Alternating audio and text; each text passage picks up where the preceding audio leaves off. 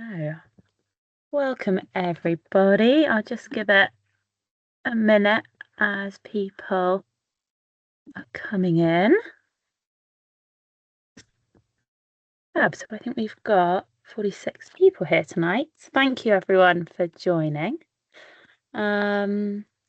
Let's make a start as I think everyone's come in. So thank you. Tonight we are putting on a webinar called Making the Most Out of Your Current Role. So our agenda for tonight, so we gave ourselves a 5-minute buffer in case of technical issues, but it looks like everything's gone to plan. So we're going to do a bit of introductions of all of our fabulous panel members tonight, and give a bit of space just to do an overview of what we're hoping to talk about tonight and sort of the aim of this space. And then we've got 4 presentations from some of our panelists who've worked really hard on them. So thank you, everyone who's done that. We then left about half an hour, hopefully, we'll see if we stick to time, for question and answers from everyone here in the audience. So just a quick note that all the information that we're sharing tonight is just based on our personal experiences. As an increasing access committee, we're trainee-led. We're not kind of an official part of the King's course or anything like that. So we can just kind of share information as best we can based on our personal experiences. And anything that we don't talk about tonight might be on a workshop that we've already done. So do have a look at our YouTube channel. So that's the Increasing Access Committee, King's DClinPsy. Hopefully that should come up. So do look there. And this webinar should be being recorded. Yes, it is, and will be uploaded to the YouTube later on this week.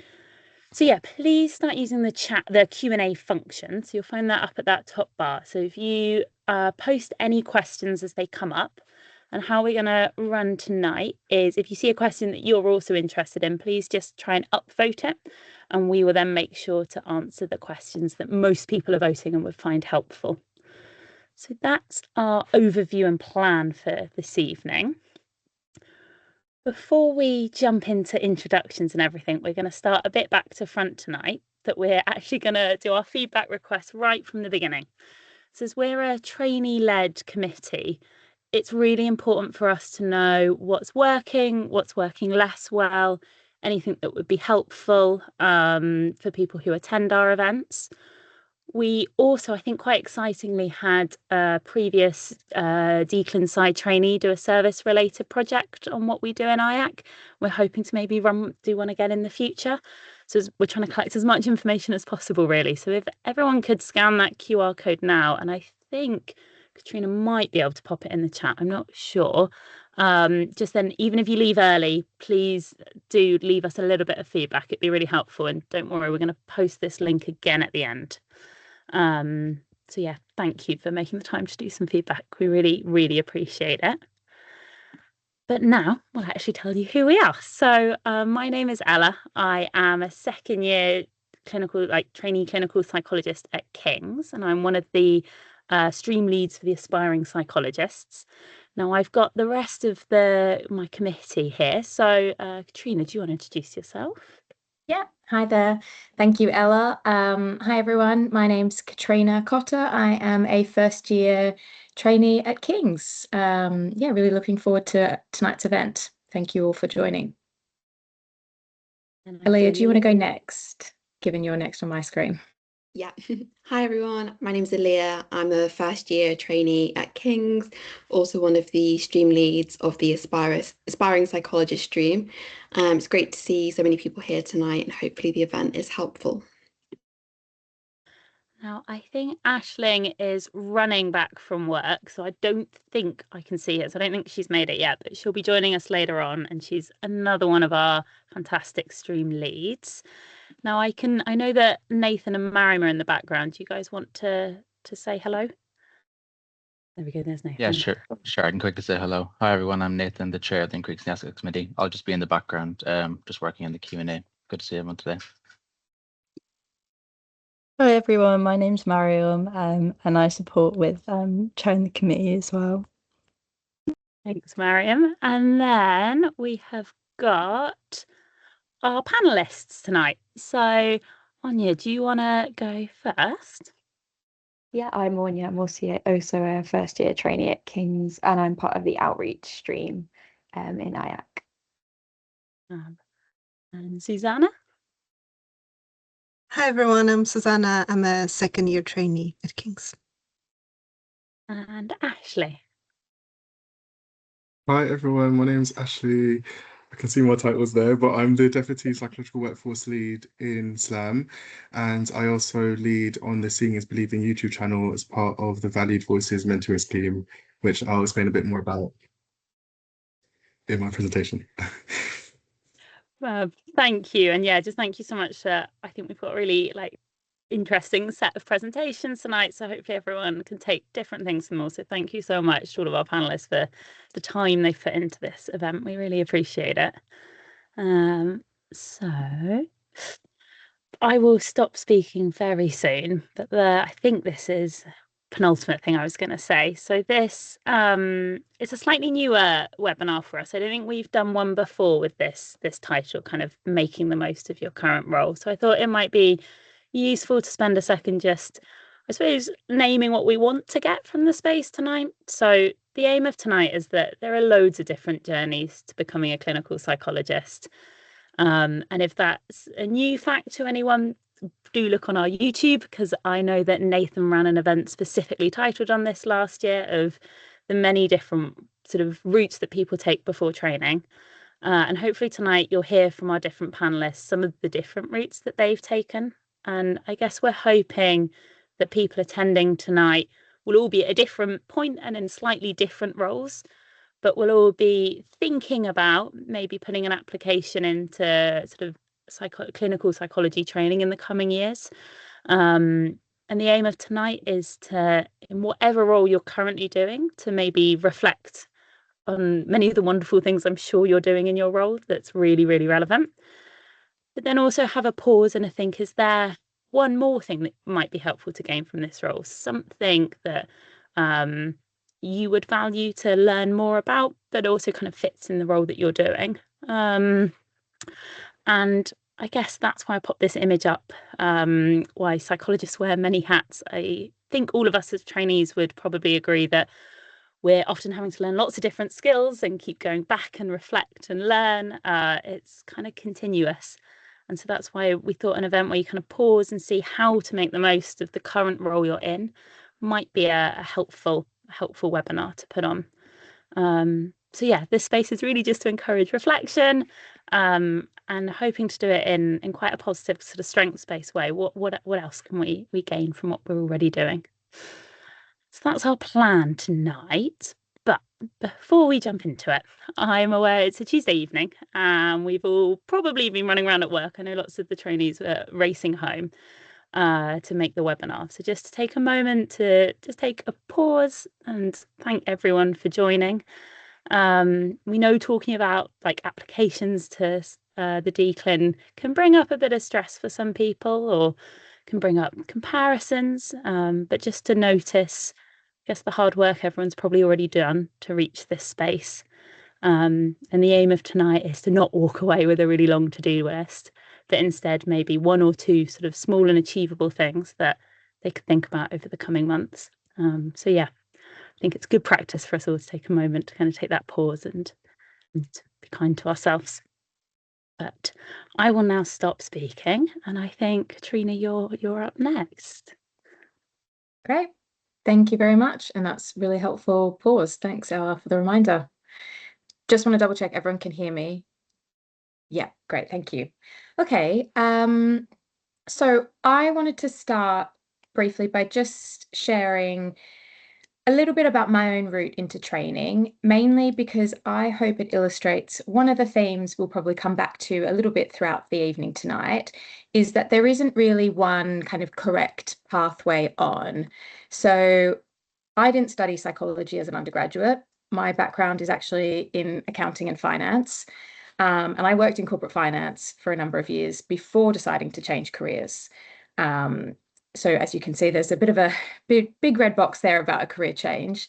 So kind of after the career change, I completed a master's conversion in psychology during COVID, and then worked across a number of NHS roles.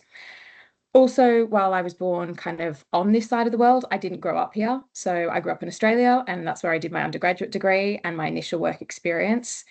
And I think the reason why I wanted to share that is, there's multiple parts and there's multiple things we learn from all of these different roles. And if there's one thing I want to highlight is that each of these roles, taught me something different. At the time, I sometimes worried about whether I was on the kind of maybe the right path, but looking back, there wasn't one. Each one gave me opportunities to develop in different ways. And I still think back and learn from, I still use some of the learnings from my earlier roles, even in corporate finance. Okay. Hopefully that's moving on to the next slide. Great. So this is just a very brief nod with respect to kind of my DClinPsy application journey. So very briefly, just wanted to highlight getting onto training wasn't a straightforward process for me. I applied 3 times before receiving an offer. And I share this because, one, I know rejection is incredibly common. I know how easy it is to compare yourself to others. But I also think I got on at the time that is right for me, and I'm really glad I've got on now. I also, again, want to reiterate, there are lots of different routes into training, and so I learned a lot from those kind of different experiences beforehand. I really hope, I'm just going to acknowledge I have a dog barking in the background, so I really hope she cannot be heard, but if she does, I apologize. She'll settle soon. She's clearly just glad to hear me talking. One thing I wanted to mention here is when I was reflecting back on my, I guess, earlier kind of application experiences or earlier experiences in my kind of NHS roles versus, later in my kind of journey to get onto DClinPsy training. I was thinking about kind of what I learned along the way. And again, like I said, there's no right one path. There was no one thing I did differently. It wasn't one role. I don't think I got on, my 3rd time because the role I had, nor would I think it's because my personal statement became, perfect, or my work experience became like perfect. My belief is that I got on because I, had a much better or deeper understanding of what my experience taught me, and that I was maybe better at communicating that maybe more honestly for the school that kind of made sense. So I noticed some kind of themes here around, what I noticed I was doing. And so asking myself different questions. So am I doing enough? Was I feeling like I was doing enough, or did I feel like I was growing? And I noticed that by the end, I was, I felt my application kind of more recently was more authentic and more like it sounded like me. These were just my reflections. So yeah, they were my takeaways. Very quick dive into that. But I think it's really helpful then to hear how, others also reflected on what they learned along their journey. And that leads me nicely into our first speaker today, Anya. Hi, yes, so I'm Anya, as I said, I'm a 1st-year trainee at King's. And I've had a not so conventional pathway either, so hopefully it can kind of echo some of what Katrina's been saying today. So I'm just going to go through what my pathway was, and I was a PWP. I had other roles as well, but I think it might be important to reflect on some of the things because this is where I did a lot of my learning and reflecting that I think is what made me able to get on to training. So I'm going to focus on that mainly. So my pathway, I didn't do GCSE or A-level psychology. I did music and history and those sorts of subjects. And then I did liberal arts at King's, which was a mixture of different subjects, but mainly philosophy and history and music was my pathway. And then I realized I really loved the philosophy of the mind and philosophy of psychology. And I was like, what's going on here? And which kind of gave me the signal that actually psychology is what I wanted to do. So I did a psychology conversion at Edinburgh. And that's when I started working as a support worker in a various different roles, so some mental health roles, some physical health roles as well. And I learned a lot from kind of working with people in their own homes and in their spaces and working with care plans in these roles. And then it really kind of took up a notch when I started my PWP training. So if you're not aware, PWP is a psychological wellbeing practitioner, and they do low intensity talking therapy work, which was a year of training alongside working. And then I did that role for 3 years as a qualified PWP in Manchester. And then I did 1 year as a senior PWP. And I actually applied twice to King's and to other places as well. And I was accepted on that second time. So yeah, definitely not kind of a smooth sailing path as well. And definitely a lot of reflection between the first and second time, similar reflections to what Katrina said, so I won't repeat all of those at the moment. So I thought what would be helpful, because a lot of what PWPs do is assessment and CBT based skills, but actually there's a lot more that you can do with the role. So I thought I'd focus on the things to make the most of that PWP role that is outside of those elements, that assessment and treatment elements. And one of the things that you get afforded as a PWP mostly across the country is a champion role, which is a specialised kind of extra responsibility with the aim of increasing access or improving service provisions. And this is a really good opportunity for research, service evaluation and leadership. So I personally did quite a lot of work. I had 2 different champion roles across my time. One of them was around improving care for kind of ethnic minority groups, and the other one was specifically around improving the group provision in the service. So I did a lot of outreach work with a charity supporting a Roma group to encourage referrals into the service. And then I campaigned to change the demographic categories for the Romani, Gypsy, Roma and Irish travellers, and delivered a lot of training to my trust and also to other services as well around these areas, kind of advocating for these group of people. I also did a service evaluation on the barriers to accessing group therapy interventions. So I did some semi-structured interviews for people who dropped out of group interventions and collected data assessment on the barriers of going into group interventions. And throughout all of these experiences, it was great to be able to kind of do a bit more research in that really kind of clinical role. But what was really lovely was being able to work with my colleagues and with other PWPs to understand how they were going to ask these questions at assessment in a way that didn't burden what is a really difficult role, because they have a lot of work to do as a PWP. So I worked with them to try and work out how we were going to ask these questions at assessment and then analyze that. And what's really important is then disseminating that onwards. So I spent the time to kind of reflect it back to the teams and also across kind of the nation as well, working in kind of with other senior PWPs to reflect on the themes that were coming up to help other services think about what these barriers are.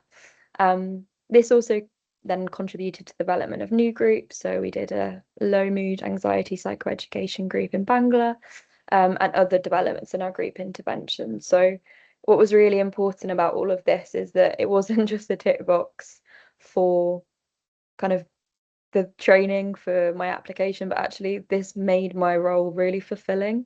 PWP works quite hard, and actually doing these extra parts of my role was really fulfilling. And there's a lot of research that says that when people do their champion roles, it can make them more fulfilled and they stay in the role longer as well. So it was really enjoyable for me to do it, if not a bit hard work as well. So just to summarize, the kind of champion roles, why they're great for DClin training, it allows you that space to conduct research or service evaluations and then see how these findings are implemented is kind of key for a clinical psychologist. And also bringing in psychological models into that and sharing that with other people. So social identity models, minority stress theories, to try and help your colleagues who might not have some of that background understand how this applies to psychology and how we can build on that. Service evaluation is also a key aspect of training. It gave me really great experience for understanding how to do that and the kind of barriers to doing that as well. And it really helped me develop kind of leadership skills. I really needed to fight for some of these changes. And none of this was kind of handed to me. These were things that I had to go to people higher up and convince that it was important to do this work, because it takes away from the clinical work I was doing.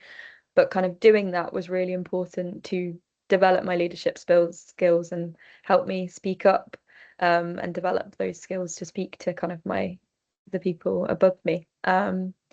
And you can have the opportunity also to develop and deliver training to other PWPs or other colleagues, and work alongside kind of service users as well to understand the barriers and learn the skills of doing PPI work. So champion roles are a really great way to make kind of that next step to improving what you're doing in terms of your applications for training.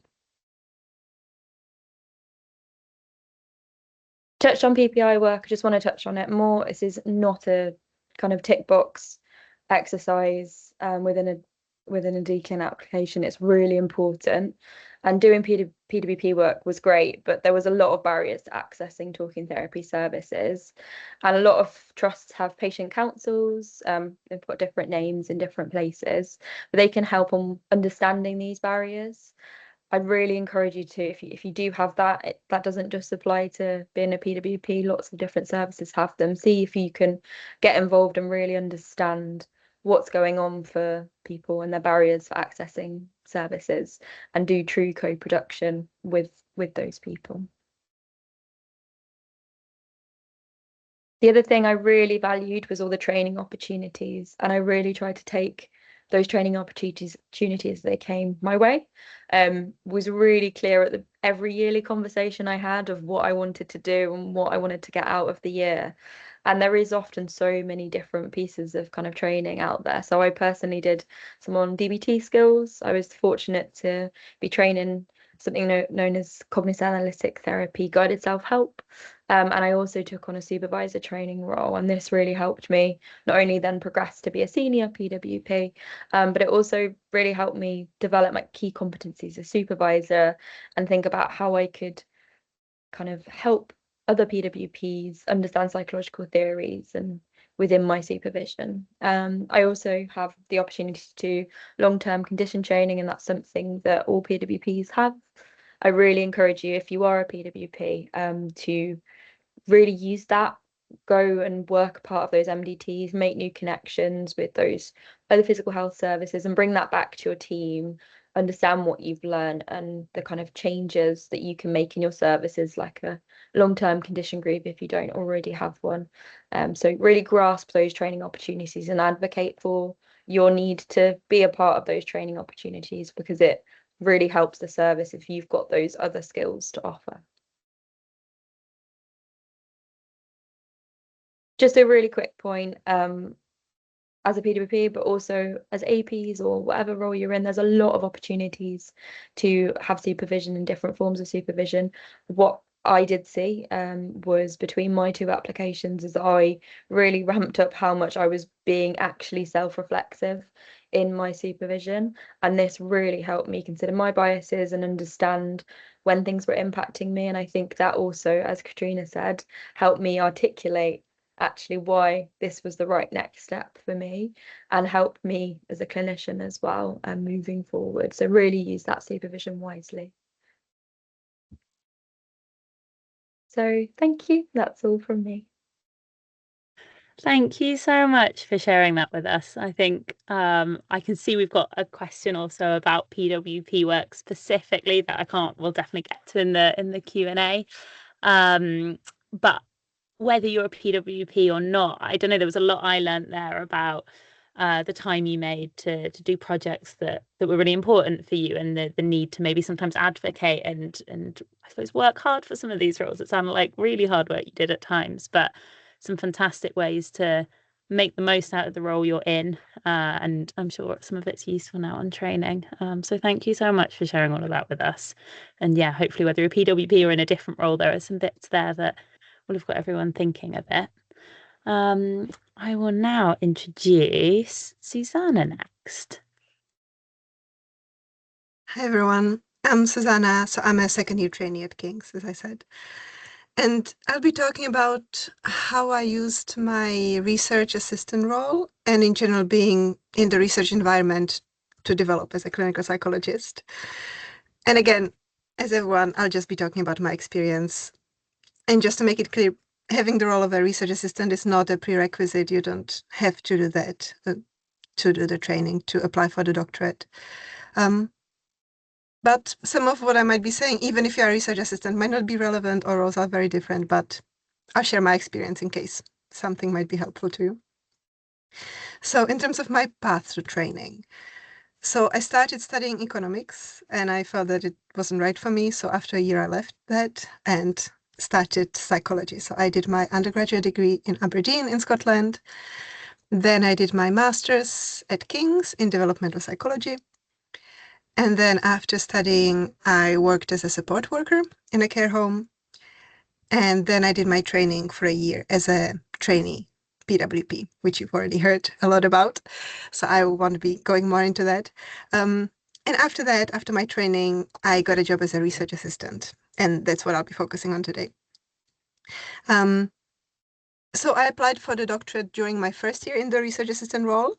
I was not successful at the time, so I continued working in that same role for another year. And then when I applied, I was offered a place at King's on that second application. So I remember being in that position when I didn't want to just spend a year waiting for another application cycle, but actually wanted to do more, what I enjoyed and to grow more. And I really remember being in that position and thinking, how do I make the most of it?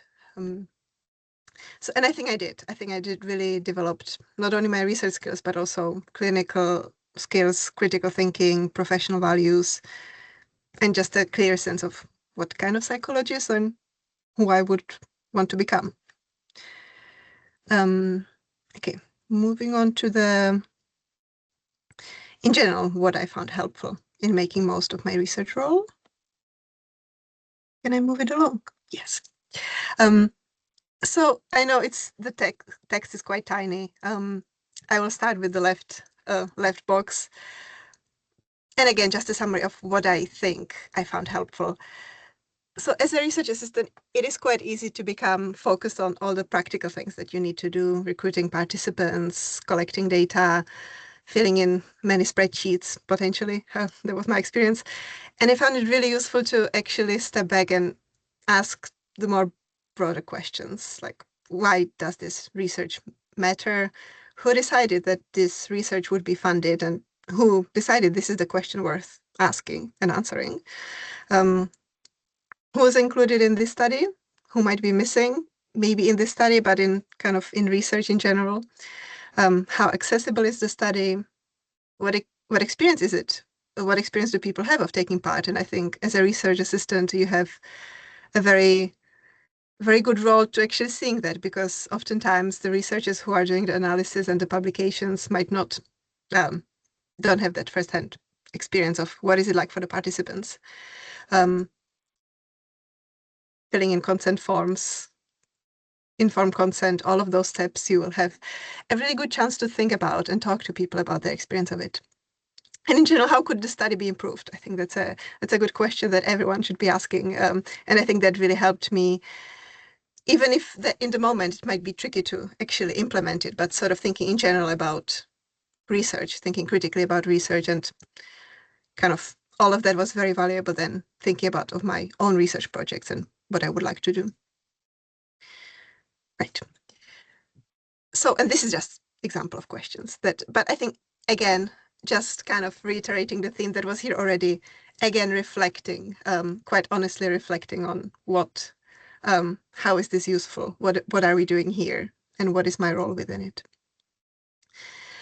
Then the second part, when I thought about what I got from my research assistant role, I realized that actually the main skills I developed were clinical skills, not so much research skills. And then again, that will differ from role to role.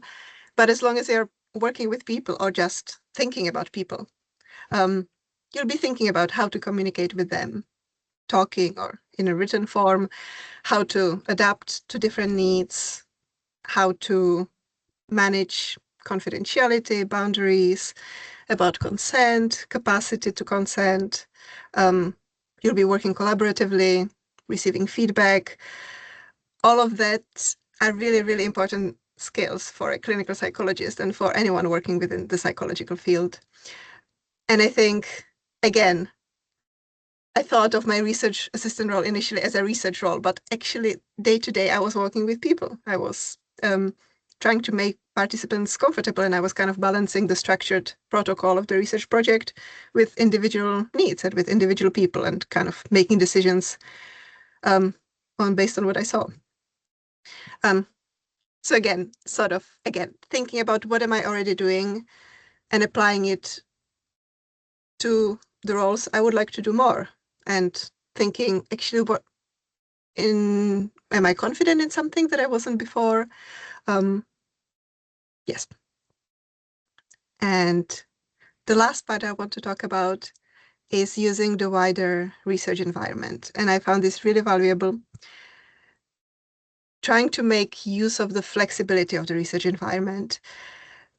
I remember being around so many interesting people in research, about many experts in the field. And the study I was working on wasn't strictly a psychology study. It was a neuroscience study, but involved clinical measures as well.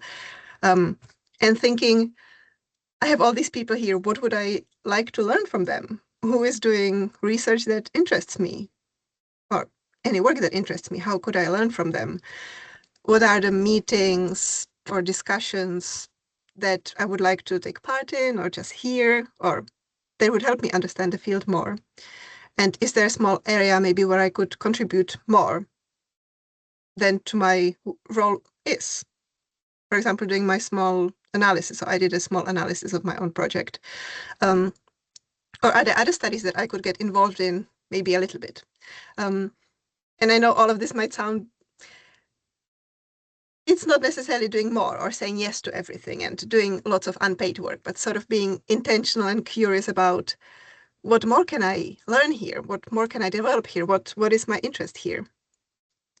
What I noticed in the many research meetings I was at was that PhD students and postdocs, they were very good at asking questions when hearing even a little bit about a study. And I was trying to do that, at least in my head initially. So kind of noticing what kinds of things are being asked about, noticing what kinds of things maybe are not thought about that much, and trying kind of practice to think about research methods, how we measure things, how we are capturing the complexity of people in psychology research.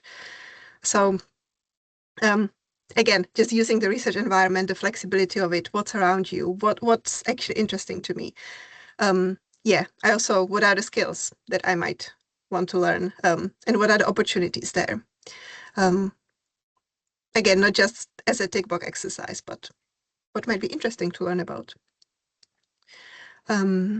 Yes, and another thing that I think was valuable to think about is dissemination. So part of the application for the doctorate is talking about your dissemination, which really varies. And it doesn't just mean, initially I thought, oh, I haven't published a paper, but that can include such a large variety of things. It can be presenting the research project in a meeting, presenting to other different audiences, maybe to other researchers, to clinicians, to professionals, to students, just people making a poster, making a leaflet, or feeding back the results to participants.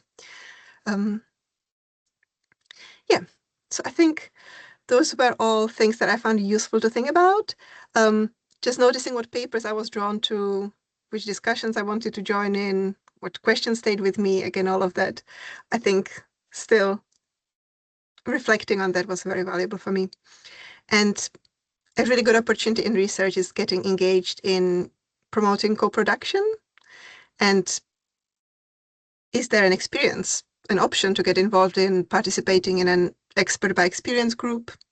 Maybe start it if possible. And if not, just thinking about the population and thinking about whose priorities are shaping projects, how can people get involved in a meaningful way, and kind of, again, linking everything to self-reflection, because my position there will be from a specific point of view. So again, being aware around that. Yes. And then I left two questions there that I think, excuse me, and not just research assistant specific, but in general, I guess, what am I learning here? What am I already getting here? And what would I like to understand more deeply, and kind of following that will, I'm sure, be useful for you in whatever you decide to do next. And I think it was really useful for me for my application. Thank you very much, Susanna, for sharing those. That was a really thoughtful presentation, and fantastic for how you made the most of your research role. But I also do wonder if people working in other settings where you kind of get to see a little bit of research, or there's a small quality improvement project, some of these questions might be really, really helpful for everyone to hold in mind. So I can see lots of clapping emojis, which is brilliant. Thank you. So now I will pass over to Ashley. Thank you, Ella. Can I be heard okay as well? Yeah, oh, brilliant. Okay. Well, hi, everyone. So it's been great to have the presentations before and really thinking about actually the journey that you can go on within your role and practical applications to make the most out of your role. And I thought that I could add to this conversation by thinking about a short reflection to notice what you already bring to your role and how you might use this to inform the next steps in your role. The reasons why I thought that would be helpful is that when we think about maybe career development, future job applications, or even, I know we've mentioned today, like the clinical psychology doctorate applications, it can be so easy to focus on what you've not done yet. And I wanted to invite a slightly different starting point by thinking about a few questions. So who am I? What matters to me? And how is that already showing up in the work that I do? And in my roles as the Deputy Psychological Workforce Lead, I'm involved in supporting kind of early career development. So part of the reason why I thought it'd be really helpful to support today's event. And I also am part of the Seeing is Believing project on the Valued Voices Mentoring Scheme, which is a UCL-led initiative to help widen access to the clinical psychology profession. And I'll talk a little bit about that in my presentation shortly. But first, oh, I've really skipped ahead. First, thinking about what matters most to you in the work that you do. So I thought it'd be really helpful to connect with values, and you may already know what values are, but just as a kind of really simple definition, it's what gives our life meaning and reflects most about what matters most to us. And often they're shaped by our identities, communities, experiences in life, things that we've learned throughout our lives, or people that have inspired us as well. And they can tell us something about the kind of practitioner, colleague, and leadership's been talked about today. So even the leader that you may want to become. And they're different for everybody because of the reasons that I explained, and they can change over time. So they can be seen as an ongoing, dynamic, moving process and different in comparison to goals. So say, for example, if I use that really concrete goal of I want to become a clinical psychologist one day, once you do that, that's achieved. But the kind of values, for example, being compassionate and how you show that with people that you support, how you might support other colleagues to think about their own well-being is an ongoing thing that can develop in different ways, but that's something that will stay with you, for example. And I always really find it really helpful to think about values a bit like a compass. Like I have not got a great sense of direction. And sometimes in life, there are obstacles and challenges that you do experience. And that doesn't make the path easy, but a compass can help you to stay on track. So you can imagine in this comparison, thinking about your journey with your career, that sometimes I know I remembered as an aspiring psychologist, it's not really clear how you're going to get where you need to go, and you can feel quite low at times, and it can be quite frustrating, but also quite energizing. And then just thinking about actually what will help to keep you heading towards the directions that matter most, even when you face challenges. And one of those things is thinking about your values, and that might help you move in the direction that you can. And sometimes it can be hard to think of values as well. So you could also imagine, like, if a deeply trusted friend or colleague or loved one described what they admired most about you and what you stand for and how you live your life, that can also sometimes be a really helpful way to think about or hear about what you think other people might think you might value as well. So I wanted to invite firstly, because sometimes, as I said before, it can be a bit daunting thinking about values straight away. So I just thought it might be nice to start with experience. So I wondered if you could just think for a moment about in your current role, and if you aren't in a role, kind of maybe thinking about your studies or things that you've done in the past, just think about moments that have stayed with you, either that have felt meaningful, that have energized you, or you felt curious about. And I'll explain a little bit about how we can build on this, but I just wanted to invite, yeah, up to 30 seconds to a minute, just thinking about some moments that come to you that either feel meaningful, energizing, or curious.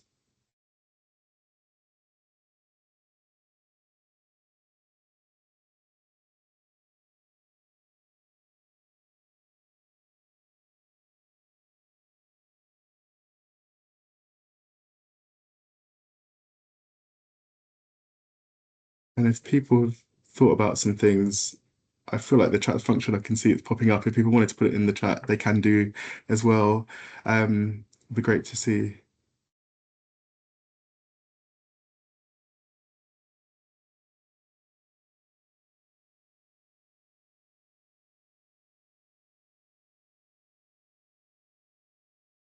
Okay, so now people have had a chance to think a little bit about that. Oh, I can see some things. Let me just see. Let's come up. Okay, so being able to advocate for my residents when MDT members kind of brush off. That's quite meaningful. Thank you for sharing that.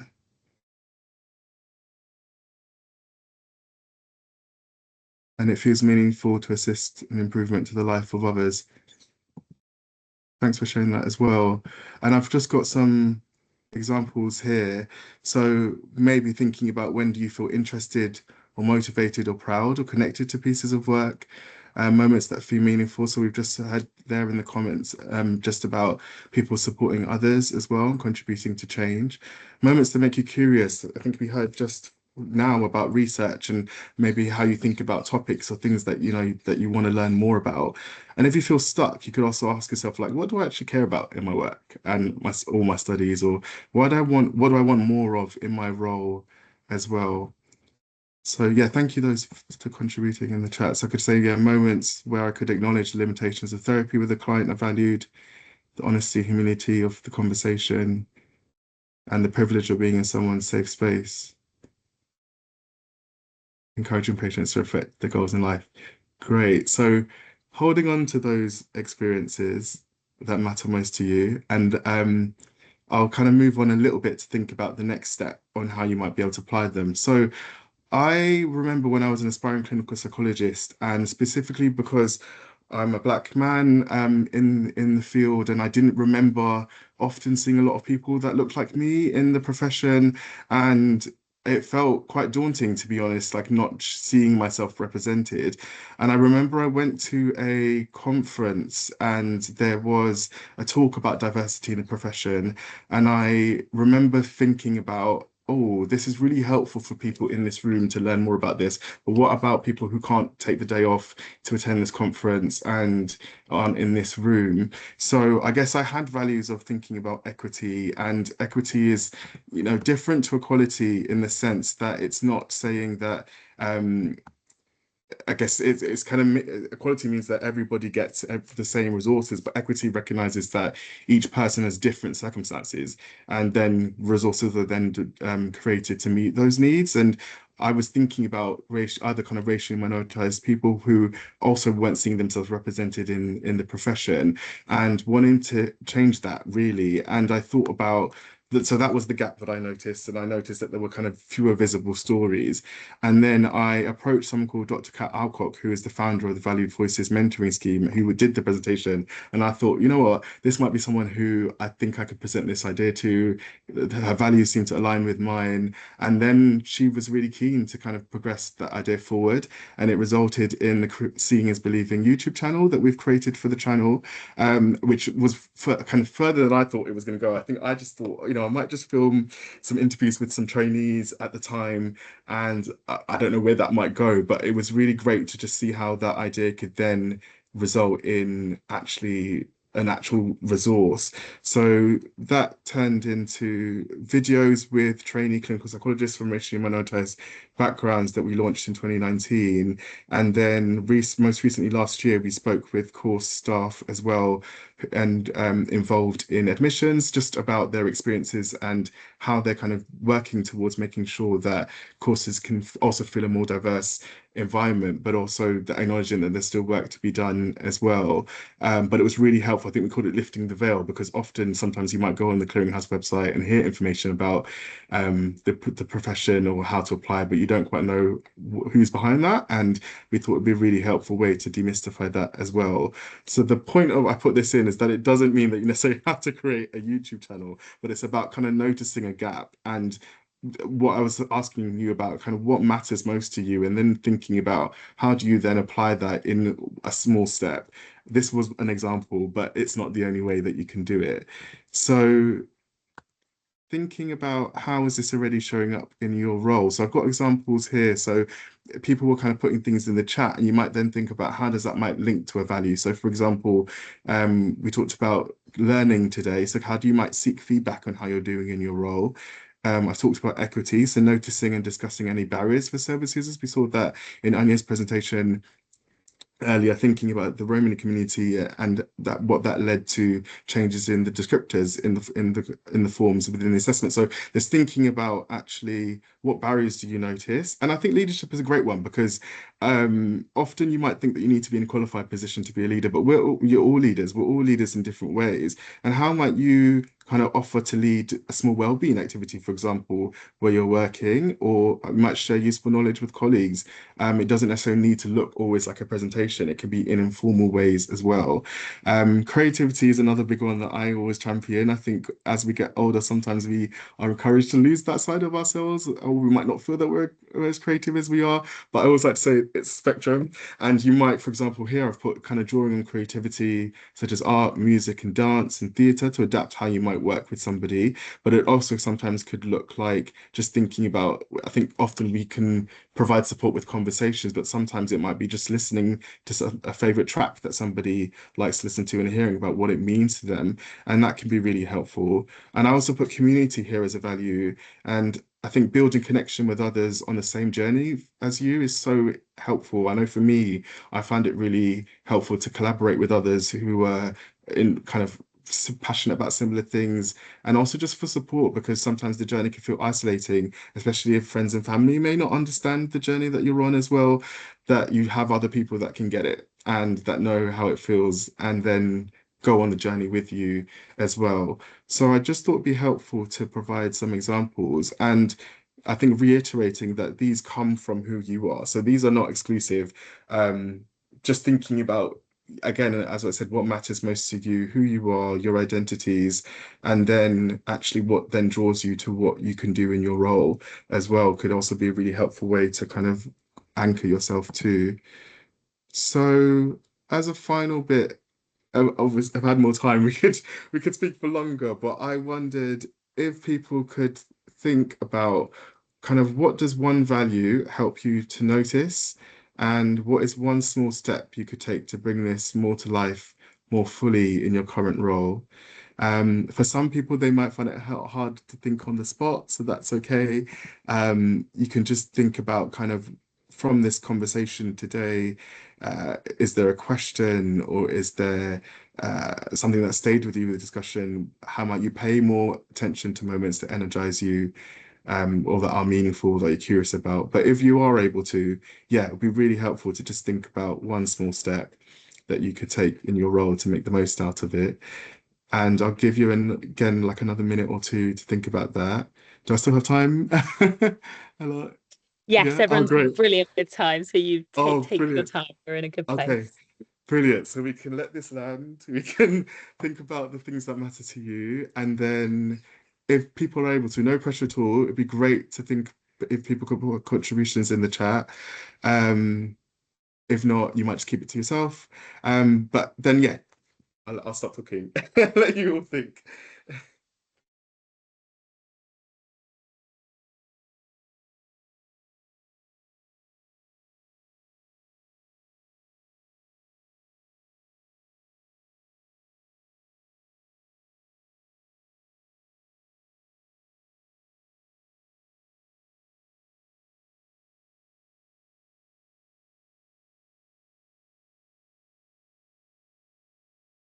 Mm.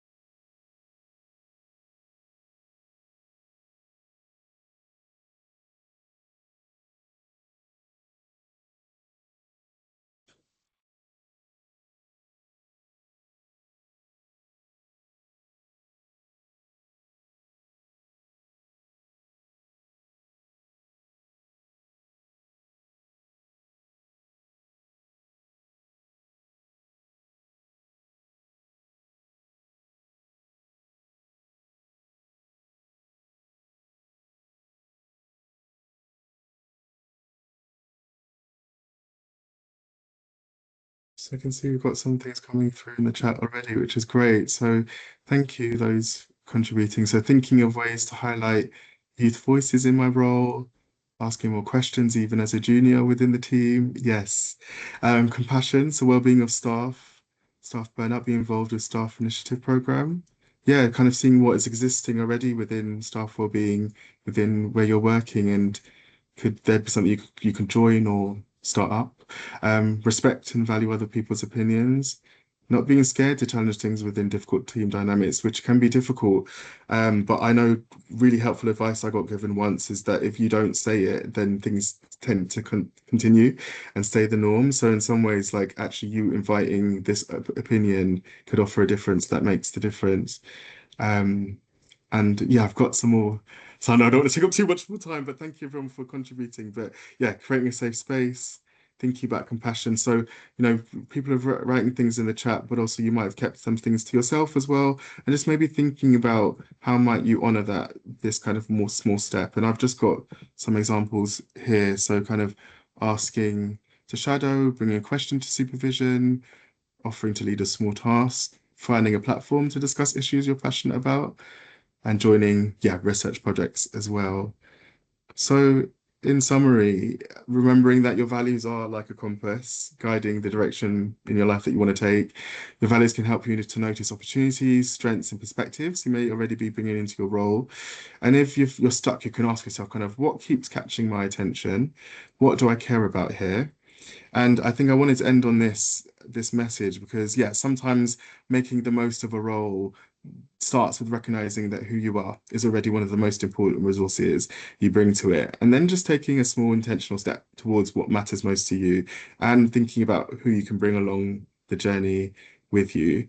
And yeah, that will contribute to you to get to where the person and the professional that you want to be as the focus. And whatever the goal will be the goal, but who you are and what matters most to you will be ongoing. So I'd leave that with that message. And yeah, thank you for the time, and thank you for those contributing to the chat as well. Thank you so much, Ashley. That was such a lovely exercise to finish on, and I definitely there's so much to think about as a trainee, I guess, even of I think when we link what we do to our values, it makes our work so much more meaningful for us to do. So thank you. And yeah, I can see loads of people have been really open in the chat and some fantastic ideas. So thank you, everybody. Now, I know Ashley did a great job of summing up there, but we also were thinking that I'm hopeful that over the last hour, well, 55 minutes or so, that a few things might have come up for mind for different people, some ideas of what they're already doing or some ideas of one thing that they could take away for tonight. I was wondering if I could encourage everyone to, if they feel able to, just to take out their phone or a piece of paper or something and just to maybe write down one thing they want to take away from tonight. Just a way to try summarize something that was helpful, something to take away. So I'll be quiet for about 20-30 seconds to let everyone just to have a think and write it down. And fantastic, thank you. I can see someone's popped something in the chat. You're welcome to do that, or just a note for yourself of a key thing to take away. And as everyone is doing that, I will flick to the next slide, which is now I think Katrina's going to take over, but I have spotted that Ashling's managed to get back from work, so I don't know if you wanted to wave and say hello to everybody. There we go. Fine. Hi everyone.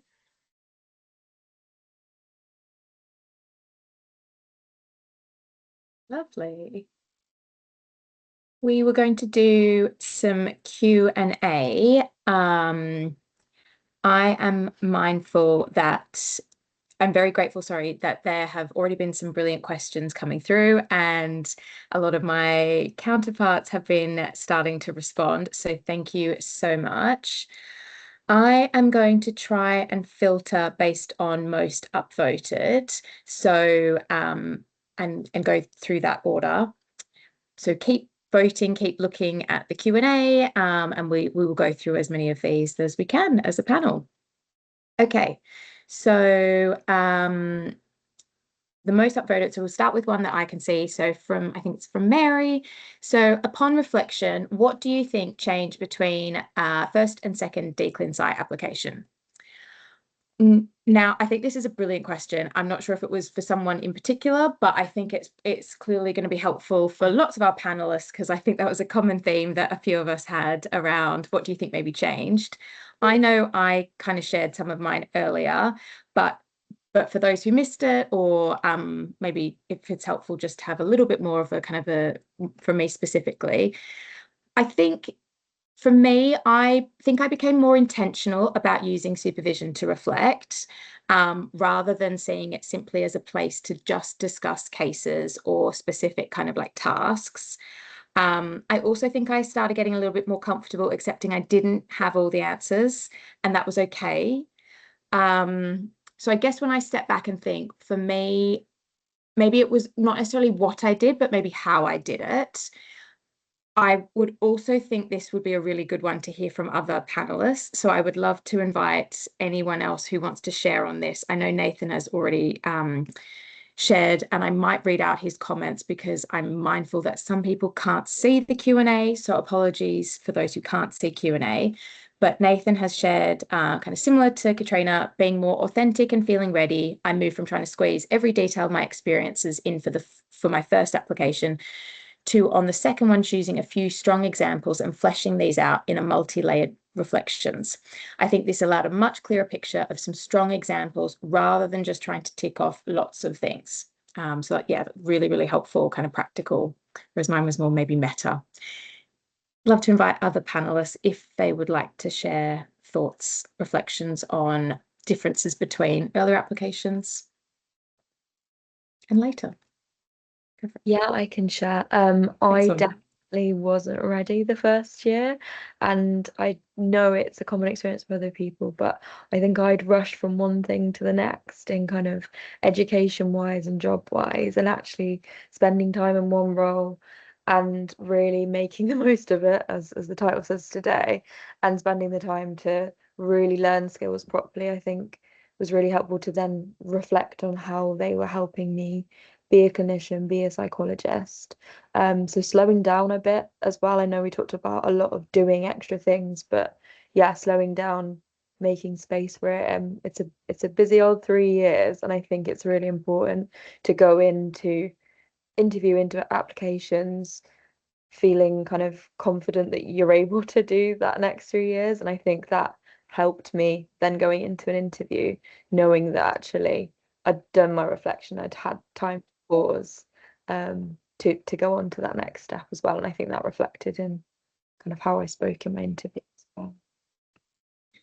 Yeah, thank you, Anya. You're absolutely right. It's so important, isn't it, just to slow down? And I think Ella gave us a really helpful reminder early on about just some self-care and take a moment, because we are often running around, and it can be enticing to think that we need to do more. And it's important to, yes, do it, but also take the time to reflect. Thank you. I was also going to join in and say something, I think, along similar lines of tonight. And actually, Ashley's presentation really helps me find some words for it. There's something about once you're a trainee, you get to see so many different clinical psychologists work, and you get to learn, oh, this is actually the way I like working a bit more. This is what aligns with my values, I guess.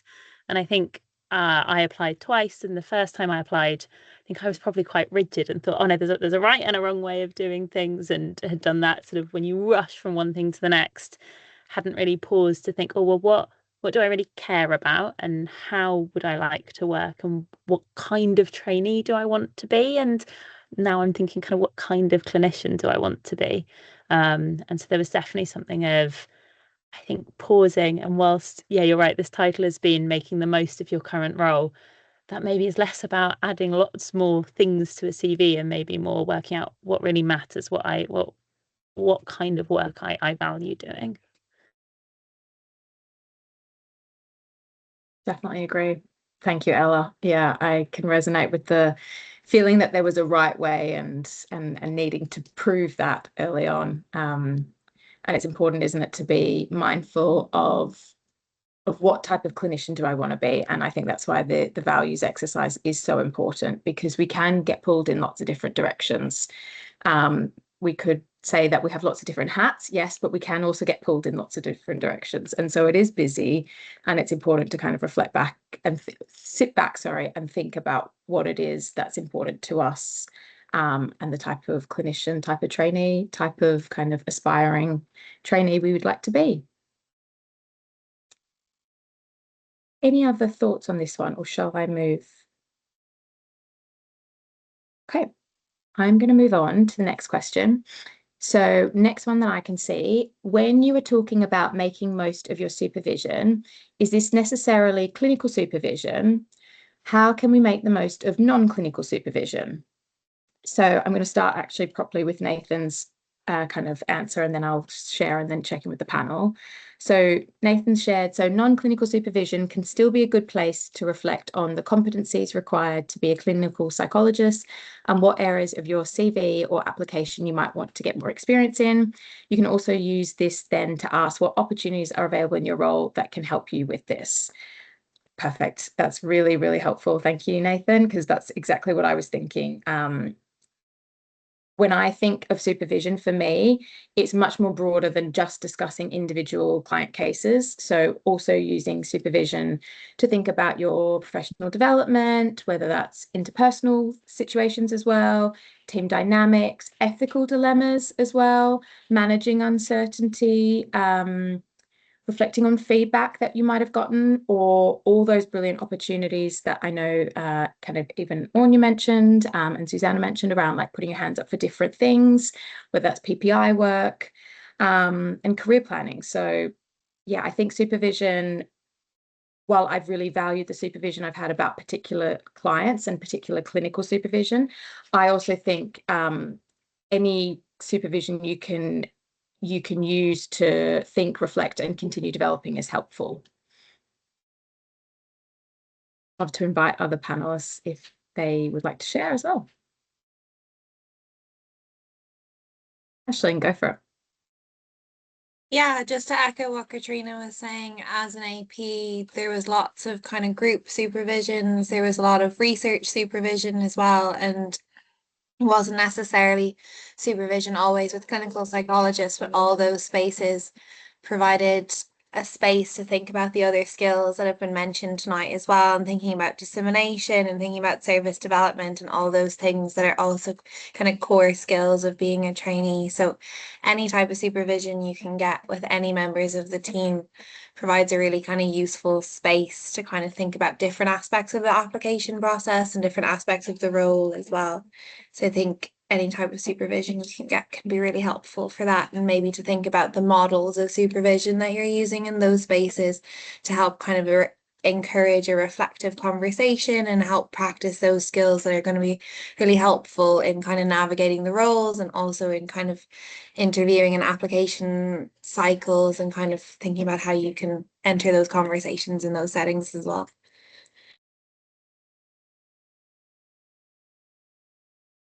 Thanks, Aisling. You're so right. I feel like the different models are so valuable, whether that's what, so what, now what, is something I still kind of hold on to and reflect and use regularly. And it doesn't always have to be with a clinical psychologist. You learn so much from wider MDT professionals. So definitely a brilliant point.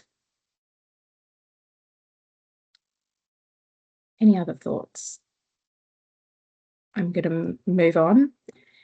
So next one I'm seeing is, I'd be interested to hear your thoughts on overcoming cultural barriers in the DClin application process. For people from different cultural backgrounds, particularly those who are neurodivergent, it can feel difficult to present their experiences and strengths in a way that fits institutional expectations. How can applicants navigate this challenge without feeling they have to mask or alter how they naturally communicate? Really good question. Thank you. That's a really thoughtful question. I don't think there's a simple answer. One thing that's standing out for me, but I will definitely jump into Susanna in 1 second, but one thing that's standing out for me is I do think psychology is increasingly recognizing the importance of diversity and cultural diversity and neurodiversity. And I think that's something we should continue striving towards as a profession, to recognize more of this. Yeah, that's one just jumping off the top of my head. So Susanna, I'm going to go to you because you might have had more time to think. Yeah, I think that's a really good question, and one I was thinking about a lot when I was applying. And I'm an autistic trainee, so this is something I thought about for my application, for my interviews. And again, it was hard to maybe find someone who has had a similar experience to me, but I think that is changing. For me, I thought about how is it actually relevant to the questions I'm answering, because as it was said multiple times, it's really important to be authentic, to really represent yourself.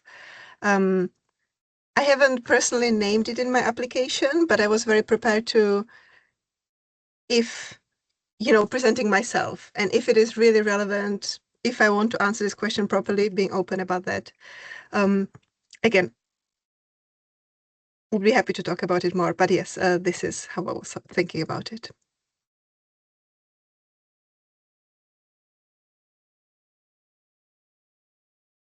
Brilliant. Thank you, Susanna. And yeah, it's something I can, again, also resonate with in terms of reflecting on different barriers, whether that's changing career, not coming from, like my experience being not from England,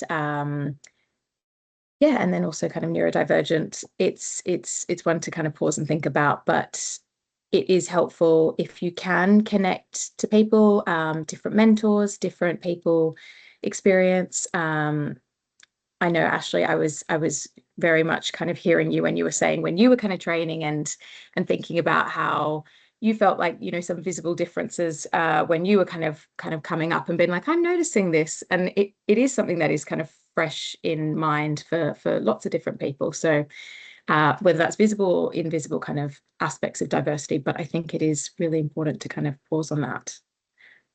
Really thoughtful question. Oh, Ashley, go for it. Yeah, I thought I'd come in. Thanks for that acknowledgement. I think I was thinking about, for me, in this, I know in the question it spoke about neurodiversity, so that as an aspect of identity, and other aspects, because I guess we've got multiple aspects of our identity. So whatever our relationship is to those aspects of who we are, and we feel like it's shaped perspectives that we've taken with the work that we've done, or the things that you're kind of hoping to kind of develop further in training, or that you've noticed there's a gap in the profession and you think that it could be developed in a particular way. I'm thinking, as a piece of advice, it's like actually finding your own way to describe that. And if that is, because often sometimes, especially when it comes to marginalized identities, it can be positioned a lot as a negative, or something that you're less than, or you're not good enough. And actually thinking about your own relationship to your identities and how then you can communicate that in a way that feels meaningful for you, or not. I think because it is a privilege for somebody to read aspects about who you are. So you can also make a decision at what point you share those aspects of yourself, if at all. So yeah, I don't know if that's helpful to hear just some different perspectives on how it could be approached. Yeah. It definitely is. Thank you. And you're right. It's useful, isn't it, to step back and think about whether it's kind of intersectionality or different kind of overlapping factors of our identity, and what we kind of maybe resonate with at times more or less, and also that, you know, I know we talk about this a lot even on training with clients, so different, you know, social graces, which areas we might kind of are maybe drawn to more even to discuss, you know, with clients or with ourselves. It's useful just to pause and have a look at those kind of theoretical models with respect to diversity is one thing that I also find helpful, and I use that kind of over my years, and I still use that on training. Definitely.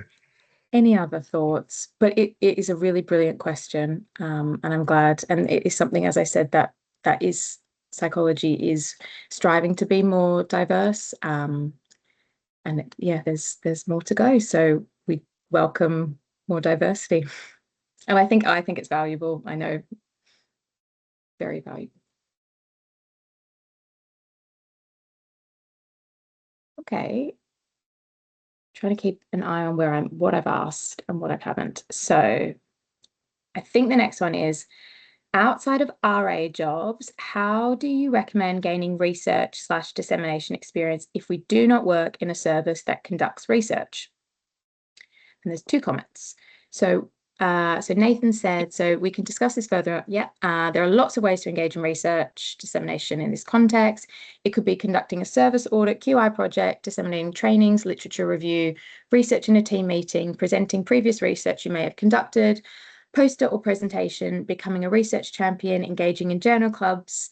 Lots of these brilliant ideas. All of this can be reflected on in the dissemination section of the application, and you can include what you learned from doing this. Then I know kind of an attendee has asked, so Ella's asked, thanks Nathan, I've heard mixed advice about whether to reflect in this section or stick to an APA style list. So it's good to know that some people do use it to reflect. And then I think Mark has kindly added, I think you can do both. For me, I thought about what I can include that shows the breadth and depth of my research experience. Also, I think giving enough information to allow application screeners to find the paper is enough, e.g. maybe not listing every author to give you more characters. Yes, really, really helpful tips around that. So I know sometimes if you think about APA, there can be lots and lots and lots of authors, and that is going to obviously take up your character count. This is an important section that even if you, and I know I've been told this in previous years, it isn't just a section about only if you've published research. It is about kind of any work, evidence-based work that you have been involved in disseminating. So I know I've kind of already read Nathan's very helpful summary that could be things like if you have summarized a paper that's been published for Journal Club and you've disseminated these findings, that would count. I'm seeing some hands from my contributors. So Ella, do you want to jump in? Yes, I'm maybe being a bit cheeky and plugging the YouTube channel. So we, last September, I think, Nathan organised a research event that, again, is one of these webinars. It's on the YouTube, and I definitely spoke on it a bit about how I got research experience along the way, as did some other very helpful panel members. So if it's feeling something you're really stuck with, as I know for some of the applications it's can be really important and valuable to talk about that research experience, do go have a watch of that YouTube, and that might give some ideas. Because I remember, so I gained some of my research experience, for example, as an assistant psychologist, and that can look like kind of small quality improvement projects, or can look like just summarising some feedback from a group, things that I hope would be available in lots of roles. But if you're feeling at a stuck point, I'd go definitely watch that video. And I think, as I hope the message is being made clear, really do try write something in that box. Never leave anything blank in an application. The people reading them do want to read these things and hear about it. And I've got one more thought, which is, if you're still feeling really stuck in your service, that might be a really good place for supervision, whether clinical or not, but just to bring that to supervision to see if there are other opportunities available. But I know someone else had their hand up, so I will be quiet now. No, thanks for the plug. Aisling, I think it was you, wasn't it? Well done for the... Yeah, not to echo Ella too much, but I also think having been in a similar position in some of my roles in the past and trying to think about how I could gain the skills I needed in the role, it's a really good example of how certain things can overlap. And if there is little ways that you can bring research into the role, whether it's disseminating a journal club article or doing a bit of a QI, disseminating feedback, gathering feedback, it's a really good example of how you're showing leadership in that role as well, and something that you can reflect on then in the application process to show how you're kind of combining those skills and bringing them together and identifying things that you can do in your role that are skills that they'd look for in trainees as well. So it's a good example of how you can identify these issues and try and target them as well. Really helpful, thank you. I know the next question is similar but different. So how can you get into a research assistant role when the only experience you have is from your degree? And then I think Mark might have responded, so this is really tricky and varies between people. Reflecting on your degree research is great. Sometimes you may need to take a related role before getting an RA or AP role. So e.g. support worker, PWP, etc. You can always try contacting your research supervisor from your degree or any other relevant people who you could try see if you can get an opportunity for more work. I think, yeah, definitely echo this. One of the things that kind of stood out for me as well is if there is opportunities, and it may not be possible, but for those who they're researching their degree, if their supervisor does want to publish that, that is still really, really beneficial experience that can be really helpful just to see what is involved. So that could be something that you might do post kind of finishing your degree. I know that was something that was kind of a part of my kind of after my master's conversion we wanted to do. And the other thing as well is, it's again kind of coming back to, maybe I think Anya, you said this as well, so I'm thinking about it a lot, is asking for opportunities. If there's things that you're noticing, and that might be, you know, you're working in a service and thinking about who is coming to service but who isn't coming to service, that could be a really brilliant like QI, so quality improvement project, and putting your hand up for something like that, you know, and if that's kind of something that aligns to your values, that is something that often senior leaders will really value. If they're like, oh, actually, yeah, who are we not kind of reaching? Who aren't we reaching? Doing kind of audits. Yes, it might take time, but I do think that a lot of senior leaders will value it. If, you know, you might just have to keep asking or asking for similar opportunities. Anyone else from the panel I would like to kind of invite to share thoughts on this? Susanna, yes, thank you.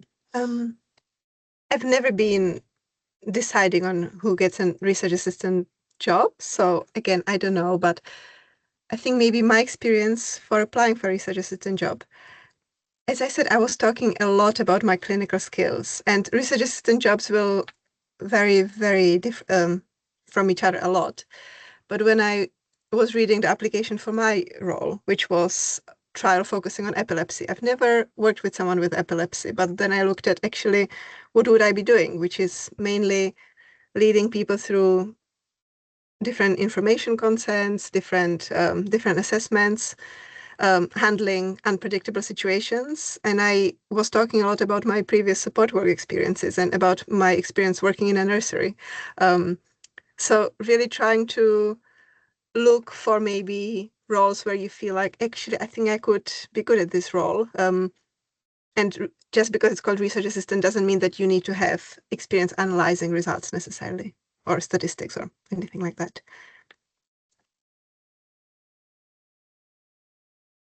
Yeah, you're so right, Susanna. It's amazing how sometimes we can think of them as quite separate. We can think of like clinical roles and research roles and think that the clinical is only going to involve clinical, but it does often involve, you know, research or audits. And then the research roles we can kind of often think are just research, but they're actually, you know, they can be very clinical.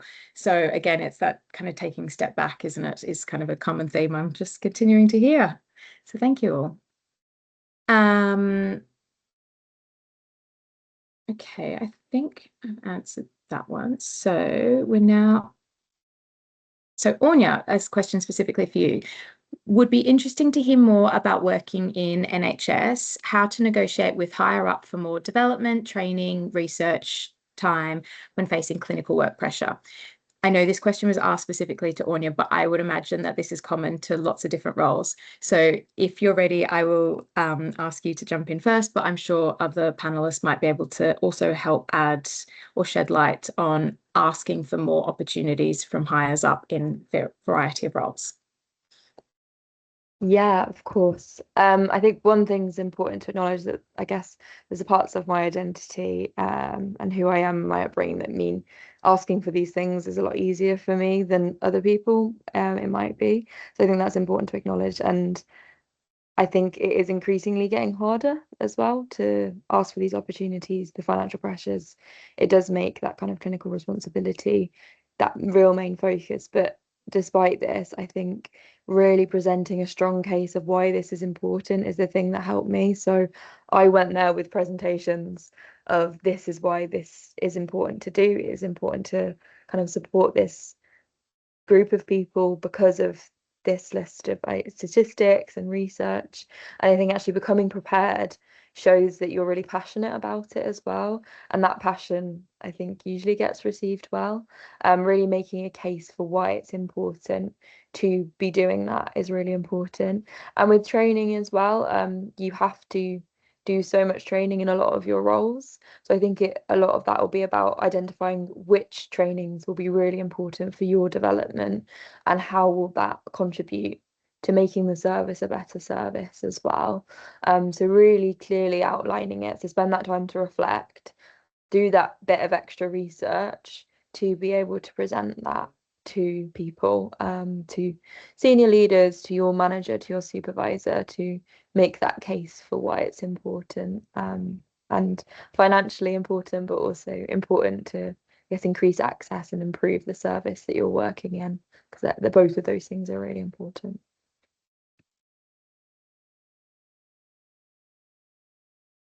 Thank you, Anya. That's, yeah, very, very, very helpful.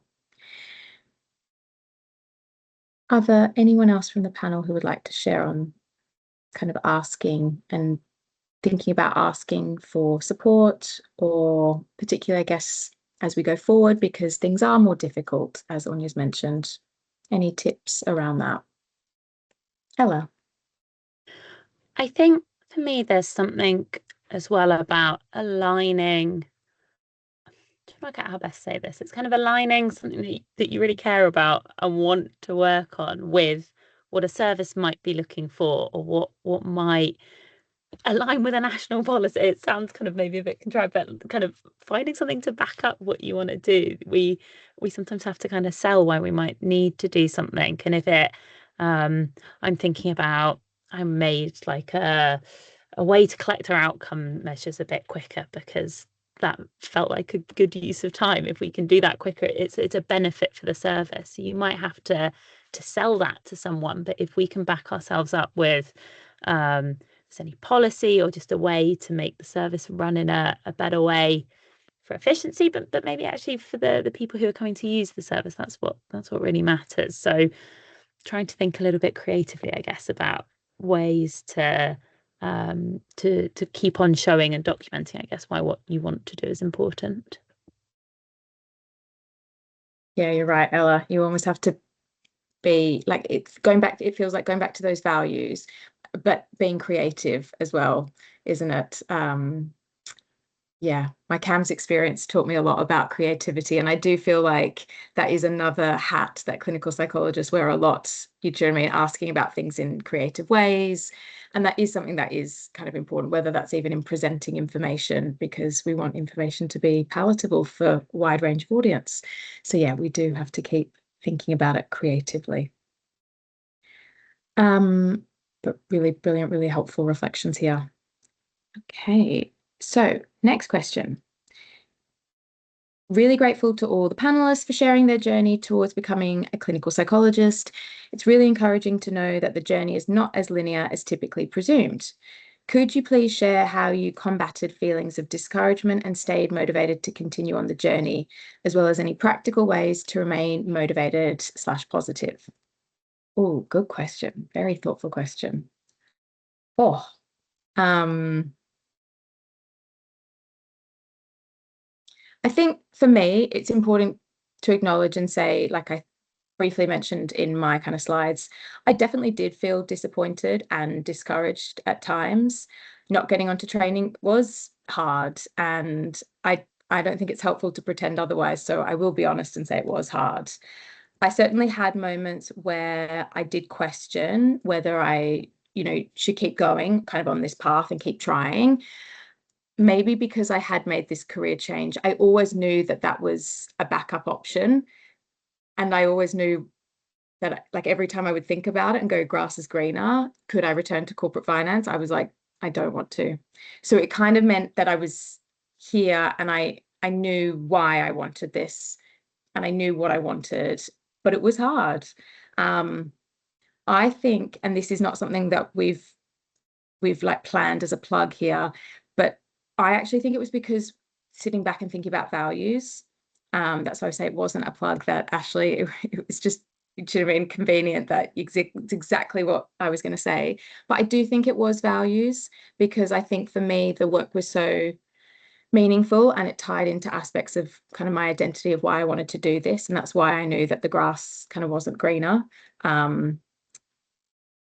Yeah, I also think I tried to make sure that not getting on wasn't just, how I was kind of, I guess, defining my learning. And that was kind of something I mentioned probably indirectly when I was reflecting on earlier applications versus later. I think earlier I was trying to prove, everything I'd done. So then not getting on felt so hard. Whereas I think later on, I recognized I was learning, and I'm still learning, and I'm definitely still going to be learning, I'm sure, afterwards. So that helped make it not seem, I guess, so much as kind of part of my identity of not getting on. Yeah, I also use supervision a lot. That was helpful. Ashley, do you want to jump? Thank you. Yeah, I think just to echo that, I know for me, I know I didn't have time to talk about my journey, but I didn't get on the first time I applied as well. And I remember having to go back and think, why am I doing this? Like, what is it? Why am I, what does it matter to me? Why do I actually want to become a psychologist? And actually, to be fair, it was only until the second, when I had that time to pause, did I really have a sense of actually the why. So I know for me, just having like a place where the why is documented. So why am I on this journey? Why do I want to become a clinical psychologist? Why is it important? And anytime I felt discouraged, kind of going back to that, or having moments, just documenting moments that I was proud of in my work so far.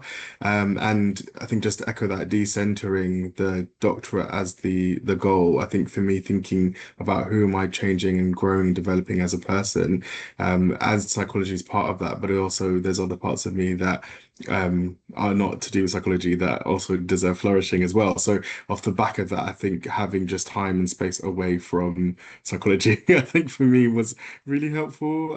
So I know I was passionate about music, and I think I often went to concerts and gigs and just used that as a chance to de-stress and not have to think about the journey as well. So just also kind of knowing that there's other parts of you that you can nurture and nourish as well. And then just finally, I know I talked about it earlier, but community. So whether there's people that you're working with that you really connect with online or in person, coming to events and things like that, if they are in person as well, just you find people that you kind of align with, and you've got, and I think that's also just really helpful as well. So just ensuring you've got a community of people that are on the journey, but also making sure that you also value your community outside of the journey as well. So yeah, those are just some things that I wanted to share. Thank you.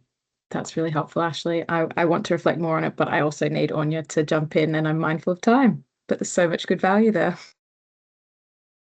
Yeah, I was going to say pretty much the same. Actually, taking a step away and doing the other things that I loved in life was really important, because it stopped me from ruminating on what had gone wrong, or why I wasn't ready as well. I started singing again properly and hadn't done it in ages. And then when I started to talk to people again and really wanted to talk to people about why I wanted to do it. I felt like I was so much more passionate about it. But one thing I will say, I also deleted all the Facebook groups because they weren't helpful for me. Seeing everyone constantly updating things, it was helpful at first to see like what I needed to do, but after a while, actually, it really didn't help me. And the second year didn't have it at all, and it was one of the best things I ever did, was to just exit all of those chats and all of those groups and just do what I knew was me. So yeah, maybe delete them, maybe stay them. It's a hard one, isn't it? Because I think community is really important, but community can be within the field, within the profession, but it can also be just without and being outside. It makes me think redirection or rejection is like redirection, and we do learn so much from it, don't we? I am mindful of time, and I know there are lots of questions, but I want to briefly mention again this feedback that we put up at the start. We're obviously a kind of trainee-led kind of group. This is all about just getting feedback to help improve for future events. So please share your thoughts. It's really, really valuable, because I know a previous one we didn't get much feedback. So I just want to say, please, please, please do give us feedback, because then we get to improve. Thank you to all of our panelists today who have been brilliant and been so, so helpful and shared such just amazing kind of reflections and such interesting journeys. I swear it wasn't that we kind of all coordinated all the messages, but there's a lot of similarity while also being lots of difference, which is probably the theme today. Thank you to everyone who joined, and all the brilliant questions that you shared, and all the continuing upvoting and the engagement throughout. Thank you. Ella, did you want to jump in and say anything? No, just thank you so much again to all our panelists. And yeah, that's been a really lovely evening with everyone. So thank you. I hope everyone can now, have some quiet and peaceful time for the rest of the evening. So I will end this in a second. But yeah, thank you. Perfect. I will click end. Lovely. Thank you.